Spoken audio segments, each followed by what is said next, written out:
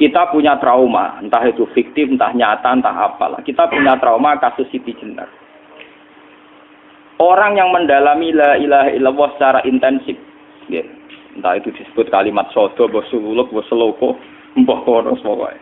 Orang yang memahami la ilaha illallah secara intensif, itu pasti menuju ilmu hakikat. Dan menuju ilmu hakikat pasti ngalami hakikat yang khoyali. Ini rungokno tenan iki. Hakikat yang nopo? Khoyali. Dan hakikat yang khoyali ini mulai menipu. Ya, kalau sudah begitu ruwet. Misalnya ngeten nggih. Ketika kula maca nggih diskusi ini utai perdebatannya Kalijaga mbek Siti Jenar. Saat itu ada Sunan Bonang juga. Kamu sujud pakai apa Kalijaga? Ya pakai jasad. Dari Siti Jenar. Daging kamu itu hanya onggokan daging. Nanti itu jadi bangkai. Dan setelah jadi bangkai itu habis. Kamu nanti ditulis Tuhan tidak termasuk yang sujud. Kebuat yang mbok sujud itu bentek. Mikir kan juga. Rugi ke sujud mbek bathuk mbek tangan. Jasatem sampean kuntek. Ora ana sing crita kowe nak sujud mergo jasad itu mau sampean dadi bang. Lah nek ngono sujud ning hakikat ora usah bathuk, ora usah tangan, ora usah sikil, yo rohem iku lho kon sujud mbek pangeran. Nek sujud mbek fisik ku rugi wong fisik sampean. Mikir kali itu. Wong bolak-balik kali Joko ku mantan wali preman terus jadi debat pusing. Siti Jenar tahu belajar tak tahu meneng Irak. Yang jelas yang mulang gak satem ora menangi. Wah, ini menjadi perdebatan. Sehingga keyakinannya kayak Siti Jenar, la ilaha illallah itu ya wahdatul wujud itu, innalillahi wa inna ilaihi. Selama ini kalau orang syariat misalnya, orang syariat itu kalau ada orang mati, misalnya Kak Ruhin mati, ini aku kan muni innalillahi wa inna ilaihi raji'un, saiki Ruhin wis mati. Mati itu balik ning penge. Itu cara wong hakikat kan salah besar. Orang mati itu tidak ada, cara ilmu hakikat dan orang mati itu tidak ada.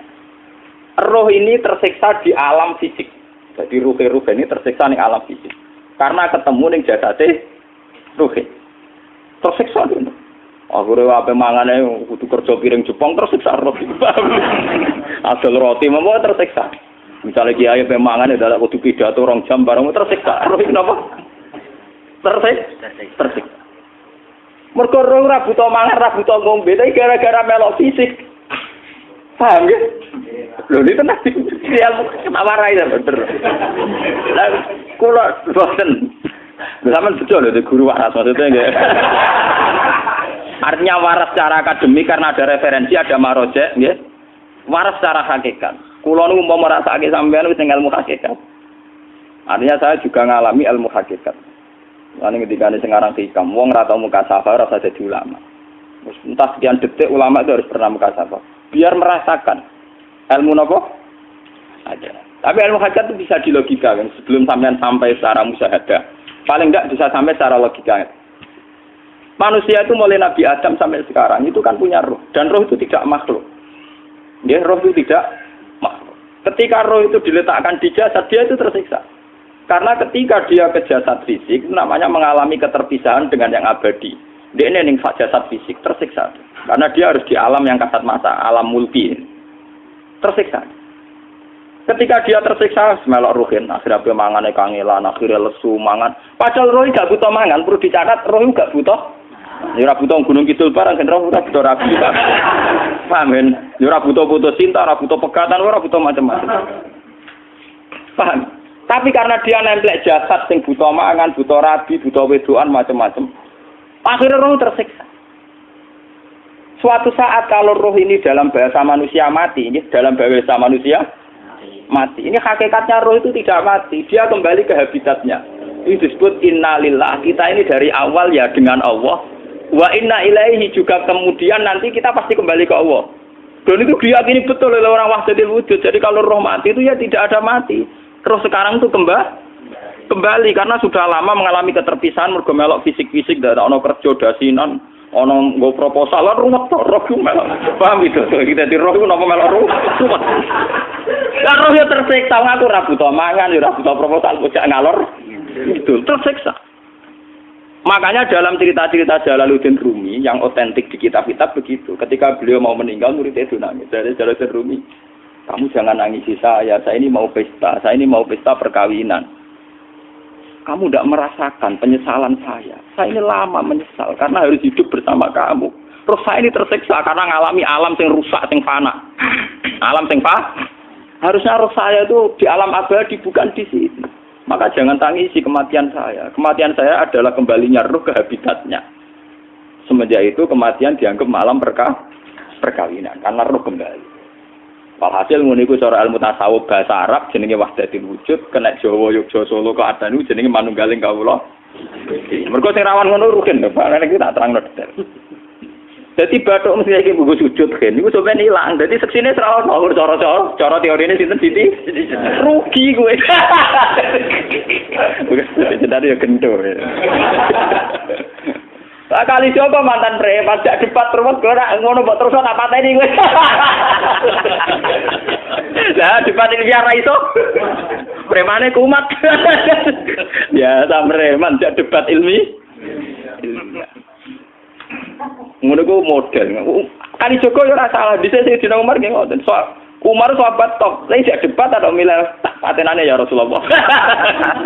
Gak iso dene cek ilmiah. Mantar preman pasar rukat terus dadi sahabat top. Debat yang milih mate. Ada wonten cerita wong Yahudi njaluk keputusan Nabi. Bareng wis diputusno Nabi cek mamang. Ndak tenang keputusane ngono dalam sengketa duniawi. Bariku takok ya Ali. Ya Ali, aku mau sowan ning Nabi Muhammad. Dikai keputusan tapi mamang cara kowe pilih. Sampai Ali dikai keputusan persis kanjeng Nabi. Cek mamang neh takok Umar. Takok Umar aku mau ning Muhammad, ning Ali dikai keputusan kok mamang, Mar. Cara kowe piye? Urusan dunya. Enteni iki. Entah dia melepuh buat apa? Uang diputus Nabi ora marah. Buat mati. Awe. Mereka mantan apa? Cara mantan intelektual atau intelektual kan ya wajar nggak uji kok percaya Nabi. Kan bareng cara Ali ya sudah gak percaya wis kandhani. Ora mesti cara Ali kan. Lah ora apa patene. Ya wajar wong Yahudi kok percaya Nabi, nak percaya ora situ Yahudi Muslim. Lah Ali situ Gusdur. Are Gusdur ra beda piye tenang. Ali nyen ngoten watake ngoten. Nasibe padha. Ali itu ilmuwan yang jadi presiden gak sukses. Sing niru nggih Gusdur. Mergo ning dinggo nek wong pinter mimpin ra sukses. Wong pinter gampang maklumi. Lah misalnya kita jadi kiai wong pinter, Pak Yai santri ini pacaran, maksud itu jangan anak cerita besok. Wah ruwet, terus malah dalil zinalina subuh syahwat minan. Piye pondok tanpa pelaturan paham ya, ruwet dah. Mulane aja geman, iki kiai pinter teman-teman aja geman. Sing biasa wae ana syariate sithik-sithik. Sing kamane ana santri pacaran tersinggung, ana santri nakal tersinggung, sing ana rasane lha donya ana napa? Jadi nak guru kula nu urusan ilmu semi hakikat. Mon gitu. Sehingga kayak Siti Jenar, cara pandang Siti Jenar itu masuk betul ning gone pemikiran para santrinya. Kados Ki Ageng Pengging siapa masuk betul karena masuk akal. Cara mereka napa? Betapa ndak ada artinya fisik ini. Nah, kalau semua fisik ini ndak ada artinya, kemudian yang ada artinya itu roh, perjalanan apa? Perjalanan roh sehingga diartikan innalillah wa inna ilaihi raji'un. Inna sholati wa nusuki wa mahyaya wa mamati lillah. Lah kemudian sekarang sampean tak tanya misalnya ini latihan ilmu hakikat. Wa mahyaya lan penguripan ingsun. Kalau ingsun itu artinya fisik atau jasad, itu keliru besar karena jasad tidak pernah hidup. Yang hidup itu roh. Paham ya? Sekarang artinya wama mati itu apa? Kematian ingsun. Kalau roh itu tidak pernah mati, berarti kematian roh adalah keterpisahan dengan yang agung atau yang abadi. Dan semuanya itu lillahi rabbil alamin. Sehingga mereka mengatakan kematian itu satu pesta. Mulane kados Bilal ditakoki, ya Bilal, ketika murid-muridnya nangis bergape mati, Bilal ge seneng ae. Godan nalqal ahibbah Muhammad dan wa hisbah. Ya, nak mati malah senang loh ketemu kekasihku. Sebab itu kematian tidak pernah jadi problem bagi mereka sing soleh, sing menembus ilmu hakikat. Paham? Tapi ilmu hakikat kayak ini itu yang diyakini Siti Jenar, diyakini Jalaluddin Rumi, diyakini para wali-wali wahdatul wujud. Dulu Syekh Husain sinten Al-Halal. Itu kemudian melahirkan prahara syariat. Prahara apa? Syariat. Sebab itu Wali Songo, oke Siti Jenar benar dalam filosofinya, tapi harus dibunuh. Karena menjadi prahara syariat. Sama dengan yang dikatakan Nabi itu benar, tapi menjadi prahara syariat. Akhirnya disomasi oleh Umar radhiyallahu anhu. Jadi sebetulnya sama, pola-pola ceritanya sama. Intinya sebuah ilmu hakikat harus dikawal napa? Syariat. Nggih kula bolak-balik, contoh paling gampang wit pisang. Wong nak mangan gedang kulitnya tetap dibuang. Tapi umpama gedang dari awal ora usah kulit, ra sido dadi gedang. Paham nggih? Meskipun kon ape dipangan ya dibuang. Tapi kita tidak bisa membayangkan pisang dari awal tanpa napa?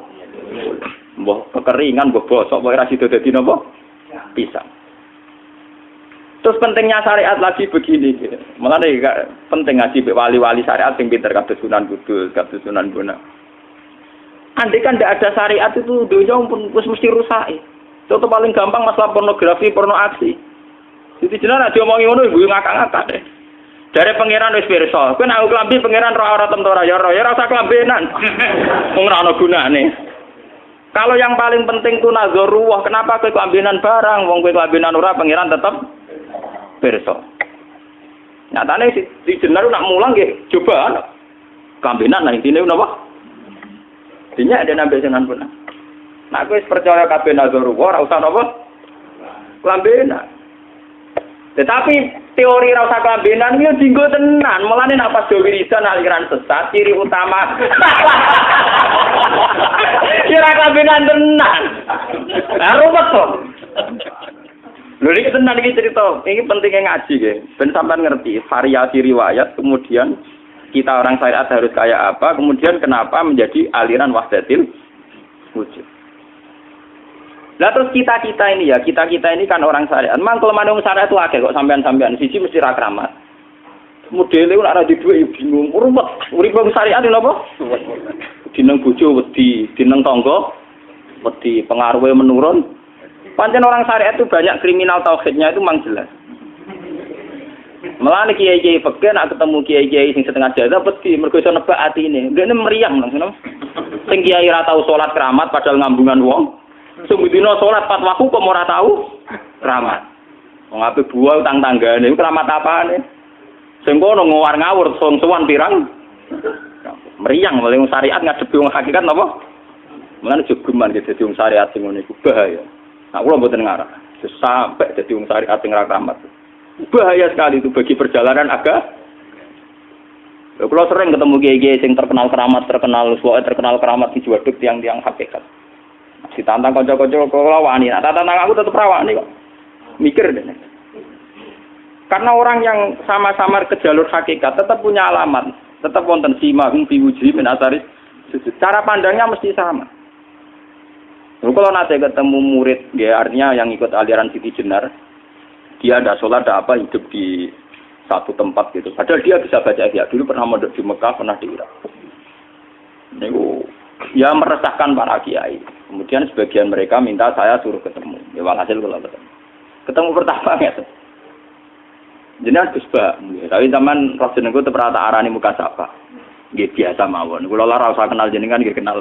Dadi kula nggih biasa mawon. Lalu pernah ngajar ajaran saya Gus ning donya tak enteni mau turu-turu ngenteni mati ngono Gus kok repot. Ijaban kula terus ya. Sampai jare wong hakikat wong ngenteni mati barang. Ya mati yo saiki iku. Ora usah ngenteni saiki padha-padha wis napa? Wis mati. Ya saiki wis padha-padha wis urip. Wis padha kabeh. Nah cara ilmu hakikat itu kan terus sama semua. Napa? Sama semua. Tadi makanya itu tadi. Kalau baleni malih, logika hakikat itu begitu ya. Roh itu ditiupkan oleh Tuhan ke kita. Kemudian roh karena ikut alam fisik, alam jasad, roh ngalami yang kita alami. Nggih. Ketika roh ngalami yang kita alami, dia tersiksa. Nah, ketika roh sudah terpisah dari jasad yang mengekang, yang memenjara ini, dia senang terus kembali ke Tuhan. Ini disebut innalillahi wa inna ilaihi. Lah jasad ini kemudian menurut ilmu hakikat enggak ada gunanya sama sekali total. Hilang di telan tanah. Lah kalau begitu jasad iki nak mbok agul-agulan. Gusti bathuk kula tak nggo sujud tangan kula ndi buktine tanganem wis ora ana. Bathuk wis ora. Mulane dari Siti Jenar, hanya wali bodoh kayak kalian yang punya ajaran bodoh begitu. Malah rasupan terus. Mulane Sunan Kalijaga semangat kon mateni mergo tambah omongane glodro nduk ndi. Tapi yang enggak disadari Siti Jenar yaitu tadi. Inti dari ilmu hakikat itu kan tunduk sama kersane Tuhan. Kalau sudah tunduk pada kersane Tuhan, kalau kersane Tuhan roh kita harus di jasad. Dan wujud jasad kita ini juga karena kehendak Tuhan. Kenapa yang wujudnya jasad yang karena kehendak Tuhan engkau ingkari? Sementara wujudnya roh tidak kamu ingkari. Toh wujudnya jasad ya bi iradatillah wa bi masyiatillah. Wujudnya roh ya bi wujudit bi masyiatillah wa ira. Harusnya fungsi jasad juga harus kamu akui toh Siti Jenar. Wong sekarang kita punya jasad ya bukan karena kita, karena kehendak Allah. Kenapa kamu ingkari? Berarti kamu mengingkari kehendak meneng Siti Jenar.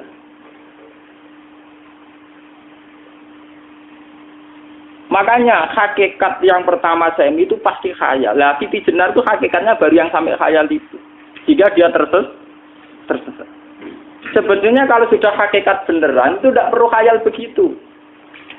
Artinya tidak perlu khayal jasad kita sing senajan ora ana gunane ini. Tetap piye wae wujudnya karena kehendak Allah. Juga kita harus terima. Apapun kekurangannya, apapun kenaifannya, ironisnya harus kita terima. Ini sebagai bentuk penerimaan kita pada masyiatil. Begitu juga keadaan roh kita sebagai penerimaan atas masyiatil. Meskipun ada teori-teori roh yang lebih valid. Lebih valid misalnya begini. Kanjeng Nabi itu suatu saat ininya terputus karena perang Uhud. Itu Kanjeng Nabi dolanan drijine ini. Napa cara niki napa jari jemarine Nabi putus. Iki dolanan. Jadi Nabi sendiri kadang sering ngajarkan ilmu hakikat. Hal lagi illa usbun udmiyat wa fi sabilillahi ma lafitu. Kowe ora trimo fisik, bentuk fisik jari jemari sing ditebir berdarah. Tapi nak kowe wis fi sabilillah ayo wis balik ning habitatem. Sehingga kenapa para sahabat itu ketika dicincang, ketika putus tangannya, putus kakinya, sahabat yang usul ke ilmu hakikat itu malah senang. Karena jasad kita ini kan ila sabilillah menuju jalan Tuhan. Sekali dia sudah terluka fi sabilillah itu sudah menemukan formatnya. Cara teori Cina sudah menemukan formasinya. Paham gitu? Ora kok malah ngeluh itu berarti goblok nek ngeluh paham no? Paham napa? Jadi makanya Nabi ngendikan ya itu sudah ketemu formatnya. Ketika rohnya para syuhada nanti kembali ke Tuhan, ya ketemu formatnya lagi. Itu disebut wala taqulu lima yuqtalu fi sabilillahi amma. Dia tidak mati sesuai formasi awal, yaitu roh kembali ke Tuhan dan jasad ikut mengawal. Nah itu Nabi kadang ya pakai ilmu hakikat begitu. Mulane kula bolak-balik matur, kula niku nggih mulai umur 20 tahun napa pinten. Kula asline nggih gadah penyakit dan ekstrim penyakit saya. Sampai saat ini kalau nak ngobatno ndak lebih 50%, karena saya tetap berpikir. Misalnya cara syariat kan berubah, tapi cara hakikat apa betul keberadaan saya di alam ini penting. Sehingga aku kepengen urip tak bela-belani ngantekan ratusan juta. Jangan-jangan penting mati ku timbang uripku. Lah nak ngono lha apa tak bela-belani? Entek ratusan juta. Jadi misalnya kita berobat ya mau, ya dari Nabi kan berobat ya berobat. Pokoknya kita Islam masih mau geruduk kadang orang paham. Sekali kamu mengamati dengan sisi hakikat, coba sekarang sampean pikir, coba sekarang nggak pakai logika hakikat, pakai logika syariat saja. Saya ini misalnya asetnya 10 juta, misalnya, saya punya aset 10 juta. Tapi misalnya aku rugi nawan atau dipengaruhi di masa depan sama nih, kalau pulau kan soalnya cara teori di masa. Misalnya kula ruhin, artinya kere di duit 10 juta aset. Tujuan saya sembuh kan supaya aku iso sembuh sehat, engkau iso kerja untuk anak. Tapi karena saya sakit nanti operasi ndak 10 juta. Operasi ndak 10 juta. Wong aku urip ora mesti iso marisi anak. Apa meneh nek duit 10 juta tak ada gue berobat malah jelas ra iso marisi. Lah nak ngono penting matiku ya dibanding 10 juta. Karwan iso diwaris langsung. Sementara anak aku mari dibiayai 10 juta, rong mesti mari 10 juta mesti entek. Artinya tidak ada jaminan kalau berobat itu secara visi ke depan lebih baik. Soalnya malah ngentekno donya nggak jelas akibat positifnya. Misalnya tetap lumpuh, duwe teori loh. Bahwa artinya apa? Teori hakikat tetap lebih benar bahwa hidup itu tidak ada artinya. Semua itu tidak ada artinya. Berobat apa enggak berobat semuanya tidak ada arti. Teori loh gini. Sehingga kalau kita tengah-tengah aja tengah-tengah. Kasus kula misalnya lara nggih berobat. Gusti separuh kalau ngelakoni syariat, tapi sebagai kalau ulama kekeh, separuh kalau lakoni apa? Jadi kalau tetap buatan ngarah obat 100%. Tapi orang ngarah berobat, orang kalau tiang apa? Syariat. Tapi memang faktanya itu begitu. Cara Kanjeng Nabi kadang Kanjeng Nabi berobat. Kadang Kanjeng Nabi wis nikine tercincang dige guyonan. Wah lagi illa usbuun udwiyat. Ora kok driji sing gak melok-melok. Nah, bukti bahwa jasad ini begitu tidak penting. Kayak Sayyid Hamzah. Menurut Sayyid Hamzah nganggep wahyu bentone ra karuan. Kalau teori Siti Jenar itu benar, teori Jalaluddin Rumi benar. Benar teorinya lho, ora kok ra salate lho, nggih. Maksudnya kok nganut ra salate. Benar cara analisis roh. Ketika Sayyid Hamzah dinyatakan mati oleh manusia, oleh hukum manusia dinyatakan mati karena dia sudah tidak bergerak. Dalam teori hakikat kan rohnya Sayyid Hamzah sudah fi khawasili tuyurin khudrin. Rohnya sudah diambil Tuhan, tidak mati. Paham ya? Ketika rohnya Sayyid Hamzah sudah diambil, jasad ini sudah tidak punya rasa. Sekarang secara syariat kasat mata kita tahu, wong jasad nak diinfus, di sayat-sayat dioperasi ora krasa. Apa meneh saiki ruhe wis bisa. Lah ya jasad itu cek gampange, dioperasi dibius saja terus tidak kerasa. Apalagi rohnya sudah diambil. Lah saiki bayangkan. Ketika Sayyid Hamzah itu sudah di atas. Niku kira-kira delok wahsi ra wong bentuk. Lho wong kok baca igabus. Ketika jasad benar-benar tidak penting, kemudian jasadnya Sayyid Hamzah kan dicincang oleh wahsi.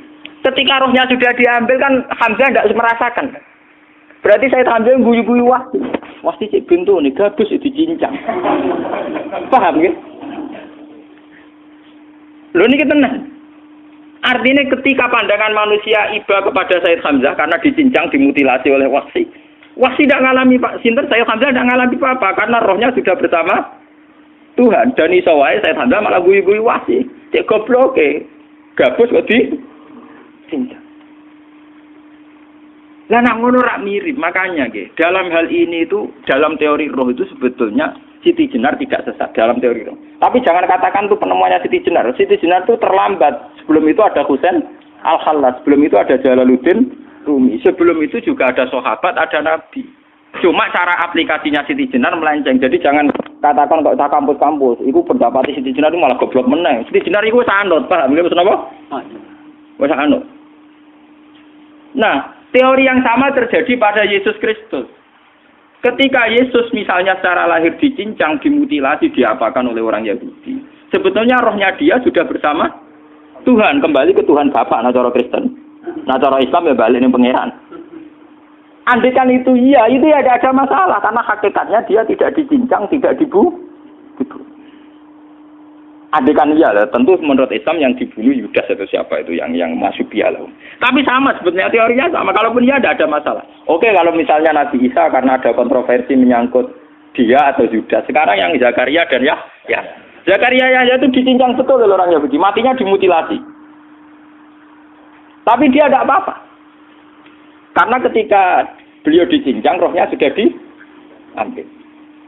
Ini rumah tenan kan, bener untuk kendel mati paham kan ya. Jadi maksudnya ini kalau ajari, nak mati itu tidak problem. Ini kalau urip mati loh. Nah ini bersamaan paham ya. Kaitan la ilaha illallah ini nanti semuanya sama kaitan sama apa? La ilaha illallah. Ini nanti ujungnya sama dengan la ilaha illallah. Begitu juga seterusnya. Misalnya Yahya kalian sinten? Zakaria. Ketika Tuhan ditanya, jadi tenggene alam malakut pangeran ditakok, ya Allah, Yahya dan Zakaria itu kan hamba pilihan engkau. Ketika dicincang kok jenengan biarkan. Endi Yahya Zakaria dicincang? Aku iku ora goblok dari pangeran. Sedurunge dekne dicincang jasate ruhe tak jupuk. Dadi dekne ora krasa blas. Begitu juga ning tafsir-tafsir sampean lihat wa Maryama Sayyidah Maryam yang istrinya Fir'aun. Itu kan dia iman sama Nabi Musa. Asiyah imro'ati napa? Fir'aun. Asiyah imro'ati Fir'aun, ya. Itu kan dihukum oleh Fir'aun. Ketika mau ditumpahi napa? Batu besar. Iku Allah ketika di pangeran, ya malaikal mauti, cepat ambil rohnya sebelum dihunjami batu besar. Terus rohnya diambil. Sebab itu dalam hukum Tuhan, Tuhan itu tidak merasa bahwa Tuhan membiarkan Asiyah, membiarkan Hamzah, membiarkan Yahya, membiarkan Zakaria. Dalam hukum Tuhan, semua orang ini roh-roh terhormat. Akhirnya nak anggo teori iki sing nyincang malah goblok, wong gabus goblok cincang ngono lho. Nak anggo teori iki malah berbalik, sing goblok sing nyincang. Paham ya? Yo ora kok sesuai sampean kiaskan saja. Wong dibius wae disayat-sayat gak krasa. Kaya apa nak ruhe bener-bener wis tercabut terpisah. Rasane ning ndi? Iku sing disebut wala taqulu limayuk talu fi sabilillah napa? Lah kemudian roh ini kemana? Nah, roh itu sudah menyatu dengan kalimat tauhid. Mesti roh itu bersaksi la ilaha illallah. Itu sing disebut ning alam roh ketika Allah tanya alastu birabbikum mesti qalu bala. Mesti mereka jawabnya apa? Bala. Karena alam roh tentu lebih mudah bersaksi akan keberhadiran dan keeksistensi Tuhan Allah Subhanahu wa taala. Paham ya ini zaman penting. Nah, ketika kalimat tauhid sudah menyatu kayak begini, itu mesti kalimat tauhid sing mesti langsung untuk swarga. Itu dimaksud Nabi mustaiqinan biha qalbu mukhlishon biha qalbu. Ati itu qalbu kan nggak bisa kamu artikan jantung atau liver kayak teori modern sekarang. Misalnya qalbun itu apa? Jadi kiai qalbun itu jantung. Nak ngono beda mek liver. Lah nak liver apa kabidun niku akal-akalan aja padha ora paham. Bahasa kolbun, fikrun, aklun itu sesuatu yang misteri. Roh ini kemudian dengan kalimat tauhid sudah menyatu disebut mukhlishon biha qalbu. Ada tingkat kemurnian hubungan roh dengan kalimat tauhid. Lah kalau begitu pasti dakhalal jannah. Karena tidak mungkin kalimat tauhid kok di neraka. Lah ini ngomong masalah-masalah hakikat. Wong sing gak tahu petualangan hakikat, momene sing sering bingung bakas duit, bayar kredit, utang jatuh tempo, ora usah melok mikir, utek wis entek go mikir duit.